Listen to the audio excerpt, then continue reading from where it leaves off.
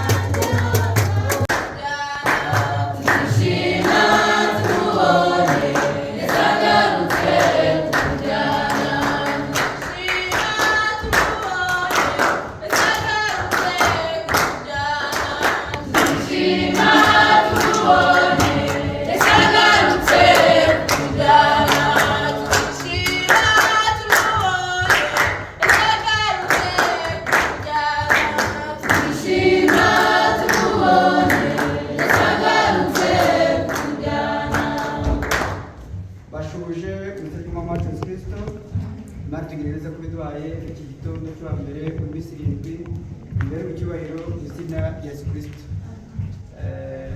Kuba umuntu yaryamye hanyuma akabona arakangutse arabyutse hanyuma akibona imbere y'Imana ni ishimwe rikomeye, reka tuyishimire mu izina rya Yesu Kristo. Twagenze rero tuba dufite iminota mikeya, reka duhagurutswe no gusoma amagambo y'Imana aboneka mu gitabo cya Samweli ya mbere, ibice 17, turahera ku murongo wa mbere turageza ku murongo wa 19. Dusome izina ry'Imana Kristo. Bukeye Abafilisitiya bateranya ingabo zabo kurwana, baziteraniriza Isokoti y'Ubuyuda, bagerereza kuri Efesitamimu hagati y'Isokoti na Azeka. Sawuli n'Abafilisitiya nabo baraterana bagerereza mu kibaya cya Era, birema inteko kurwana n'Abafilisitiya. Abafilisitiya bahagarara ku musozi wo hakurya, Abisirayeli ku bo hakuno, hagati yabo hari ikibaya. Bukeye mu rugerero rw'Abafilisitiya havamo intwari yitwa Goliyati w'i Gati. Ikirere cye cyari mikono 6 n'intambwe imwe y'intoki. Yari yambaye ingofero y'umuringa ku mutwe n'ikoti riboheshejwe iminyururu. Kuremera kwaryo kwari shekeli z'umuringa 5,000. Ku maguru yari yambaye ibyuma bikingira imirundi, kandi anigirije agacumu n'umuringa mu bitugu. Uruti rw'icumu rye rwari rumeze nk'igiti kiboherwamo imyenda. Kuremera kw'ikigembe cyaryo rwari shekeli z'ibyuma 600, kandi uwamutwazaga ingabo yamujyaga imbere, araza arahagarara akomera ingabo za Isirayeli ati,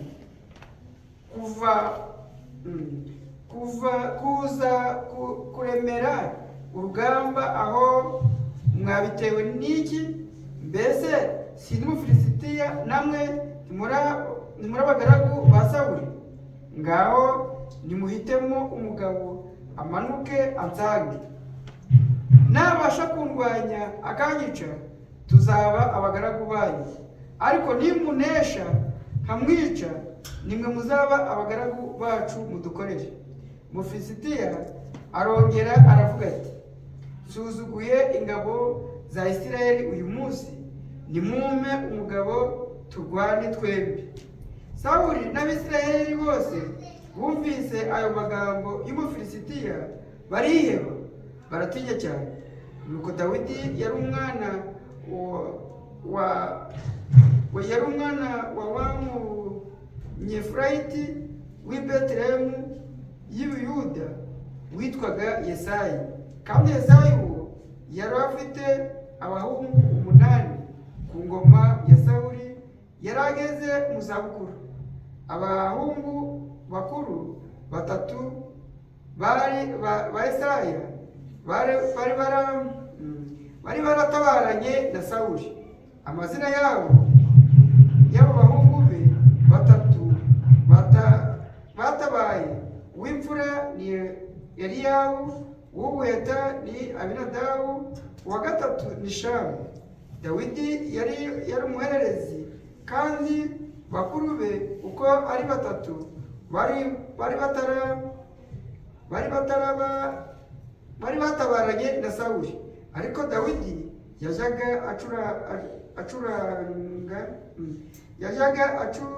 acuragana kwa Sawuli aragira intama za se i Betelehemu. Nuko Umufilisitiya uko bukeye nuko bwije akajya abasatira, agenza atyo iminsi 40 yigaragaza.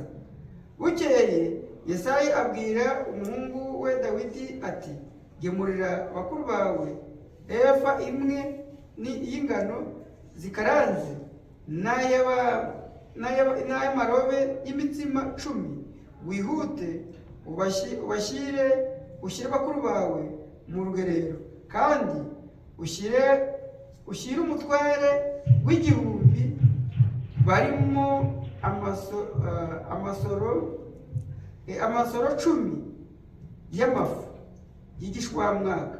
Urebe bakuru bawe uko bameze, maze unzanire inkuru zabo z'imvaho.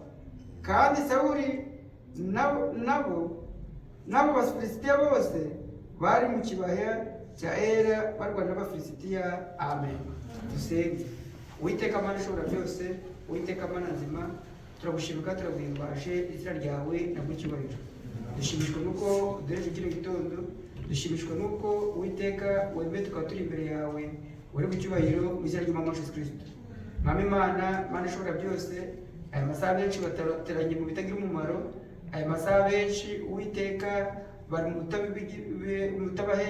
mu bitabahesha ubugingo, ariko twe dushimishwa nuko turi imbere y'Imana ishobora byose mu izina ry'Umwami Yesu Kristo. Ndagusabye rero kugira ngo Uwiteka aya magambo asomewe mu matwi yacu, utuvanemo ibyo kurya bitugira ubugingo, ubwo byanditswe ko umuntu adatungwa n'imitsima gusa, ahubwo atungwa n'ijambo riturutse mu kanwa kawe.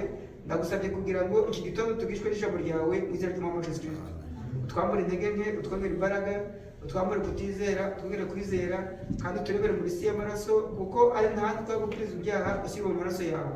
Mwami Imana, Mana ishobora byose, ndagusabye kugira ngo dushyiremo ikirere cy'umwuka, tubashe kumva iby'umwuka bw'amatorero, kandi akwingize kugira ngo Satani iyo ari yo yose uyituneshereze mu izina ry'Umwami Yesu Kristo. Dufate, tuyobore, ubane natwe mu kanya gato turi imbere yawe, tukuragire umugisha, bigusabire uzi kuko ziri mu izina ry'Umwami Yesu Kristo. Abasha kwicara. Dushimishijwe no kuba turi imbere y'Uwiteka, kandi dushimiye cyane Imana twongeye iminsi uburame, ibere icyubahiro mu izina ry'Umwami Yesu Kristo. Dushimishijwe rero n'Imana yarinze bene data mu rugendo,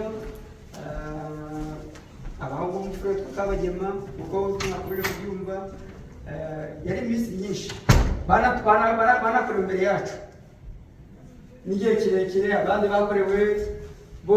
Ni ukuvuga ngo Imana igihe bigena uko ishaka, ni ukuvuga ngo iki ni cyo gihe cyo gusorezamo ibyo Imana yagambiriye kugira ngo tube turi kumwe.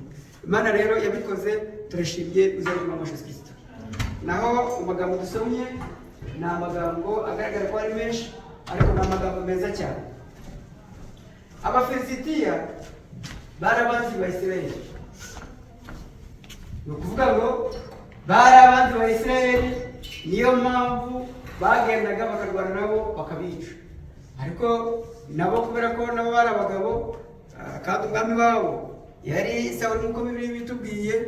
Uwo mwami rero w'Isirayeli wajyaga kurwana n'Abafilisitiya, yakumva uburyo Goliyati yiyamira, yabona ibikoresho afite yambaye, akavuga ati ntawahagarara. Nusoma Bibiliya neza irakwereka yuko bagendaga bakajya kwihisha. Tumujyana, baragendaga bakumva ukuntu ko yiyamiye. Bibiliya tubwiye ngo yari yambaye ikigo kigira igituza, yari yambaye igikingira umurundi, yari yambaye imyenda iremereye y'iminyururu. Siko Bibiliya tubwiye. Ni ukuvuga ngo yakwizunguza, bareba uburyo yambaye, bareba uburyo ingabo ze zikomeye, bagashya ubwoba. Hanyuma basha ubwoba bagatorongera, bakagenda bajya kwihisha. Ariko wagakomeza kwiyobora, kuko Bibiliya tubwiye ngo amara iminsi 40. Goliyati amara iminsi 40 kugira gute? Ari gutuka Imana ya Isirayeli. akavuga ati imana yanyu ya Isirayeli ndayisuzuguye. Tujyana ariko bite nuko Abisirayeli nta mbaraga bari bafite, wari uyoboye yari Sawuli, nawe bwe yakumva amagambo Goliyati ari kuvuga, akumva nawe amuteye ubwoba. Mbese muri make ni ukuvuga ngo we yavugaga ibyo ashaka, yaje kubarwanya, bagatorongera bakirukanka bakihisha. Ariko Imana kuko yanga umuntu ubikora mu jisho, Bibiliya kutubwira ngo haboneka Dawidi mwene Yesayi.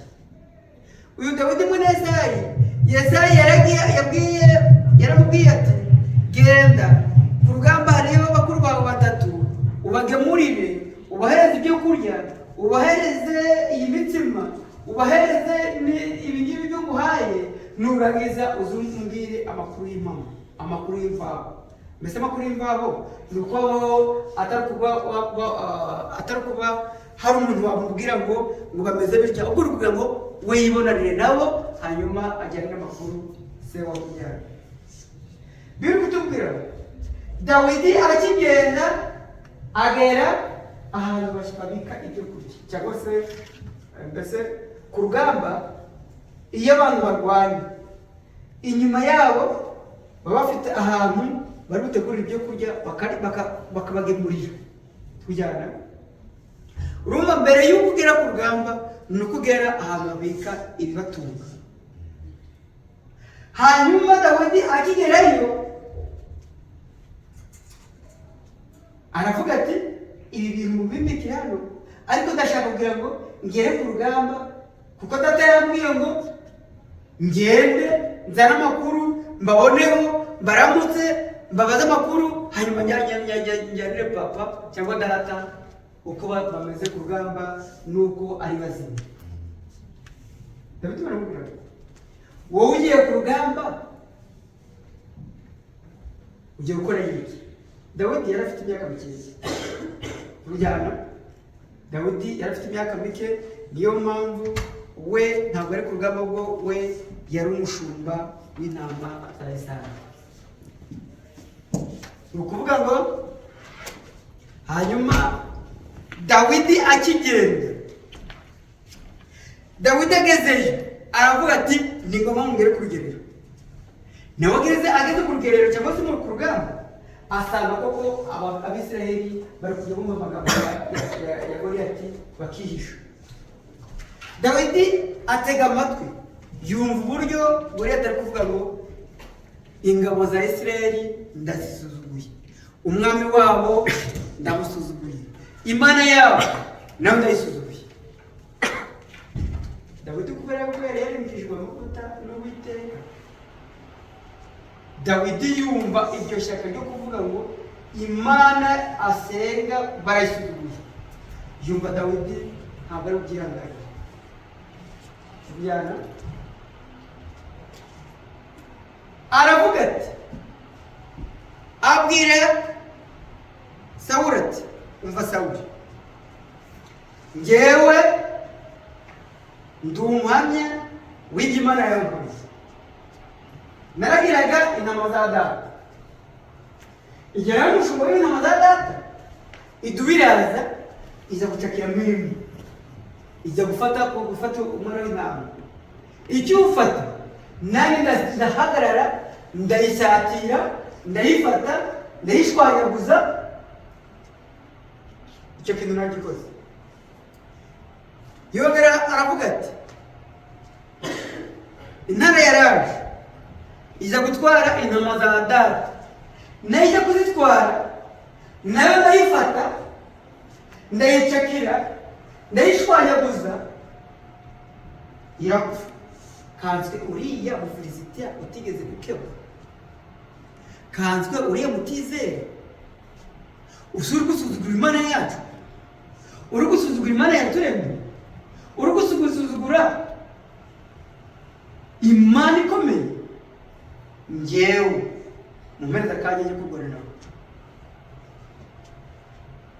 kubera yuko Dawidi yari umunyabwenge kandi yari umuhanga. Abwira umwami ati, umugore w'umwana kugira ngo ujye kurwana kandi umuneshe turagirana amasezerano. Njyewe ninesha Goliyati muzampemba iki? Tujyana. Njyewe ninesha umwanzi uri kubarwanya akabatsinda, none njyewe muzampemba iki?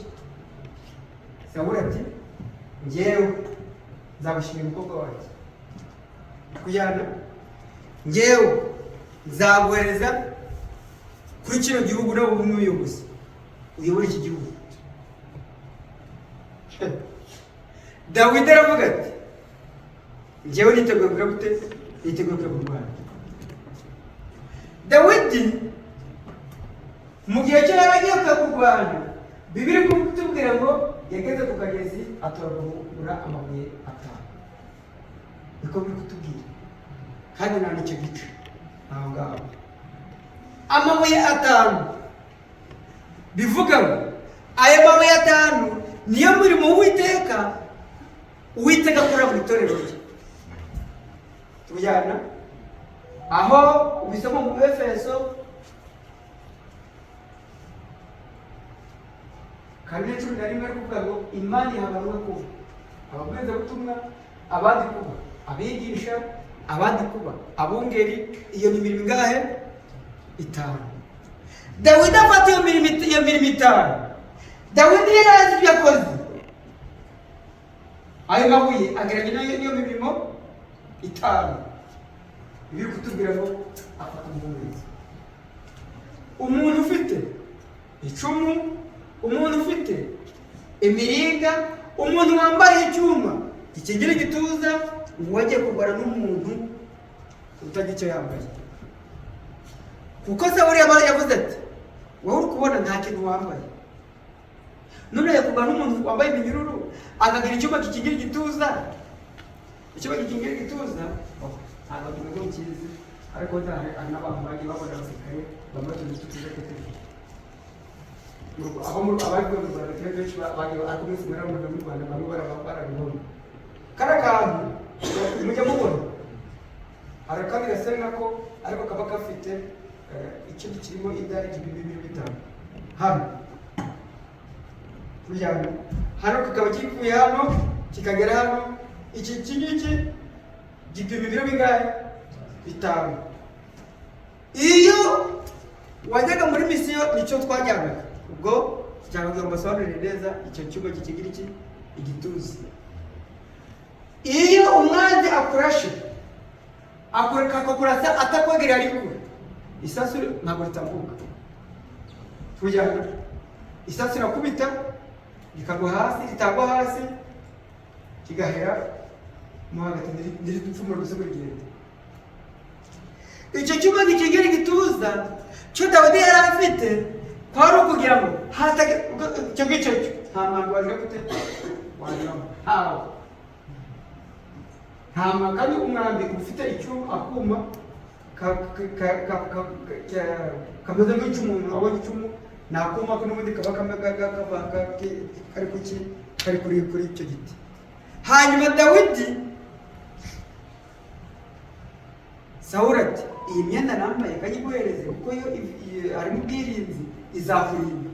Dawidi ati oya, ahubwo jyewe uko Imana narwanye n'ibyo nakubwiye n'intare n'itubu nkabinesha nambaye imyenda yanjye, n'undi yakurwana n'umwanzi ariyo nambara. Banacu bamugisha mu izina ry'Umwami Yesu Kristo. Amagambo tukuganira dusigaje igihe gitoya ni uko intwari ku rugamba. Kuba intwari ku rugamba ni iki? Abasirikare bajya barwana, yamara gupfa abasirikare kuri isi bamara gupfa bakagenda bakamubwira ngo ajye mu irimbi ry'intwari. Kubyana bava bagiye mu irimbi ry'intwari bagasigara baririmba ubutwari bwe kubera bwagize gute yapfuye. Ariko abakera ntabwo baririmbaga ubutwari bw'umuntu ari kubera ko yapfuye, ahubwo bavugaga ubutwari bwe kubera ko atabarutse amahoro avuye kunesha umwanzi. Manacu bamugisha mu izina ry'Umwami Yesu Kristo. Natwe dufite umwanzi turwana nawe, dufite Goliyati uturwanya, ariko ngo tumuneshe birasaba intwaro. tujyana kugira ngo tumuneshe birasaba intwaro, kandi izo ntwaro ntabwo zirebesha amaso y'umuntu. Uko Satani arwana adafite intwaro ziri kugaragara, niko n'abamurwanya n'abamurwanya bafite intwaro zitagaragara. Mana tubamugisha mu izina ry'Umwami Yesu Kristo. Hanyuma umuntu azaba intwari ryaje ni igihe yanesheje urugamba, hanyuma akabona ikamba ry'ubugingo. Imana yacu ibamugisha mu izina ry'Umwami Yesu Kristo. Turacyari ku rugamba rero, ntituranesha, ariko nitumara kunesha tukabana n'uwaducunguye, tuba tubaye intwari. Imana yacu ibamugisha mu izina ry'Umwami Yesu Kristo. Uko turwana n'abadayimoni batari kugaragara n'amaso, batari kugaragara ngo wabakoraho, natwe niko turwana n'intwaro, turwanisha intwaro zitagaragara. Biri kutubwira ngo intwaro z'umwuka, dutwara intwaro z'iki? Z'umwuka. Izo ntwaro z'umwuka ntawazikoraho, izo ntwaro z'umwuka ntawazireba, izo ntwaro z'umwuka ziri mu muntu, mu mutima we. Imana yacu ibamugisha mu izina ry'Umwami Yesu Kristo. Goliyati turwana nawe, turwana na Satani na kamere iturimo. Nuko murwana turwana, uwa mbere umwanzi wacu ni Satani, uwa kabiri ni isi tuvuze gute turimo, iya gatatu umwanzi wacu ni umubiri twambaye. Uyu mubiri twambaye ni utuma tutanezeza iki? Imana. Tujyana kuko uyu mubiri twambaye niwo utera gushukana, uyu mubiri twambaye niwo havamo gutongana, uyu mubiri twambaye uvamo ibitari byiza bitanezeza Imana. Iyo ntambara turwana rero, turwana nayo kugira ngo tuneshe, hanyuma twitwe intwari mu rugamba, twitwe abanesheje. Ntabwo wahembwa utarwaye, ntiwafata igihugu utarwaye. Natwe dufite igihugu turi kujyamo, kandi kukijyamo ntabwo ari inzira yoroshye, ntabwo ari ukuvuga ngo uragendamo uko ushaka, oya. Ahubwo iki gihugu kugira ngo kijyemo ni uko ubanza ukarwana ukiba icyuye. Imana yacu ibamugisha mu izina rya Yesu Kristo. Intambara turwana, intambara yanjye, intambara yawe, hari intambara twahuza, hari intambara tutahuza. Ujyana kuko ufite ibyo urwana nabyo, ariko nawe ufite ibyo ugomba kugira gute urwana nabyo. Niba ushobora kuba utarwana nabyo rero ukaba utamara, ukaba utazi intambara urwana nayo, ukaba utazi urugamba urwana, birabikurangira. N'igihugu ujyamo ntacyo uzi, n'ikamba ntabwo uzaba, uba uruhiye ubusa. Imana yacu rero iturinde kugira ubusa, ahubwo iturinde kurwana intambara nziza, kandi iturinde kurwana no kunesha ubuzima bwa Yesu Kristo. Uko Imana yafashije Dawidi akarwana n'Abafilisitiya akabanesha, niko Imana natwe iduhereza imbaraga zo kurwana na Satani tukamunesha. Kuko Satani umwanzi wacu ararwana ariko ntanesha. Uneshwa ryari? Ni igihe wavuye ku mwanzi wacu, igihe waretse ijambo ry'Imana, igihe waretse gusenga, tayari Satani yakubona. Ubu ufite amahoro, ubu ngubu wagira amahoro kubera ko uzi imbere y'Imana, ubu ngubu wagira umutekano kubera yuko usenga. Ariko mu gihe uzaba uretse gusenga, mu gihe uzavaga gusenga n'imigenzereze yawe mibi, umenye ngo Imana izakureka iguhane mu maboko y'abanzi bawe. Imana yacu ibamugisha mu izina ry'Umwami Yesu Kristo. Ariko icyo turi kuganira ni iki? Kuvuga ngo kuba intwari urugamba, iyo rukomeye, urugamba iyo rukakaye, urugero rurabyikorera. Nibyo turi kurwana, ariko biri kutubwira ngo ni igihe gitoya turi kurwana, ariko ni intambara y'igihe gitoya. Iyo ntambara turwana utareba ngo uyikoreho, ntareba ngo uyikoreho, wowe ukarwana ikikubwira ko wanesheje, ni ukuvuga ngo nubwo y'ubushi ukabunesha uba wanesheje. warwana n'ubusambanyi ukabunesha ubunesheje, warwana n'ibindi ukabinesha ubunesheje.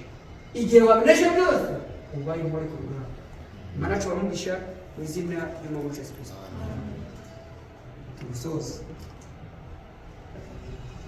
kuko batangiye ni ukuvuga ngo icyo turi kuganira ni ukuri intwari ku rugamba. Niba ari kuri intwari ku rugamba, twumvise intwari tugomba kugira gute, tugomba kurwanisha. Niba dufite intwaro zo kurwanisha rero, wowe ntabwo ukwiriye kugira ngo ese byagenda bite. Nawe ufata izo ntwaro, nawe urwane kandi uneshe. Imana yacu bamugisha mu izina ry'umwami wacu Yesu Kristo. Reka rero dusabe mwene data dusabe adusengere kugira ngo abajya muri korali nabo tute kubafata umwanya munini, kuko ndi kuva batangiye, natwe tugende tutangirane nabo mu izina ry'umwami wacu Yesu Kristo. Ari mwene data. Wera Mana yacu kandi Mana igira neza, Yesu Kristo twongeye gushima kuri Imana igira neza. Twaje dufite inzara n'inyota yo kumva amagambo yawe, none watugaburiye Mwami Yesu Kristo, utubwira amagambo meza yuko tugomba gufata intwaro ndetse tugafata intwaro z'umwuka tukarwana tugangana, kuko hano mu isi dufashiye mu ntambara kandi turwana n'imyuka mibi yo mu kirere ndetse ibintu tutabona. Nk'ubu duguze kugira ngo Umwami wo mu ruhande rwacu duhereze intwaro, duhereze ingabo, tubashe guhangana n'umwanzi kandi ku munsi mubi tubashe guhagarara tudatsinzwe. Umeze utwiteho, umeze utuyobore, umugisha mwenda atakoresheje, umugisha bene data na kibacu bumvise aya magambo. Kandi Mwami hagati muri twe haba harimo abarwayi, kuko uri Imana ikiza kandi ukabigaragaza uko wari ejo n'uyu munsi ni kuri kandi kuzahora ibihe byose. Abarwaye mu izina rya Yesu babe gukira. Mwami Yesu Kristo, indwara nyinshi zitandukanye abana zifite amazina, ayo mazina yose yavuye kuri Satani, umwe akitwa amagiripe, andi akitwa malariya, andi akitwa indwara nyinshi utarondora, ko Mwami wowe urazizi. Buri muntu wese uko arwaye ndamukweretse Mwami, kugira ngo ukore mu kabati umuti ukiza, ubahereze Mwami ubakize ku bw'izina rya Yesu Kristo. Mwami tugiye kujya mu bakuru, tugiye kugira ngo duhereze Mwami gahunda, kandi umwanya wose turamara imbere yawe, Mana we nawe uwugenge, nawe umaze bigaragaza nk'Imana nzima. Mwami imirimo yose iri imbere natwe turikoresheje kugira ngo ugende nawe tubyambaye byose mu izina ry'Umwami Yesu Kristo. Amen. Amen. Jana Imana kandi